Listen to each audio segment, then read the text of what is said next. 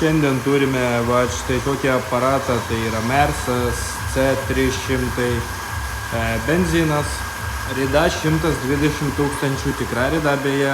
Mersas labai gero stovi ir atvažiavo pas mus pirmą kartą transmisijos pilnam alyvos keitimui.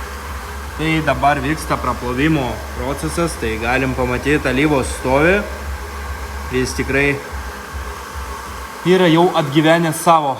Ta alyva atgyveno jau savo. Tai va, dabar vyksta praplovimo procesas.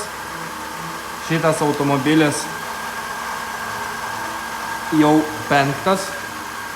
Būtent su tokį dėžė, tai yra 7 G-tronikas, 722,9 dėžė. Ne pliusas, o paprasta.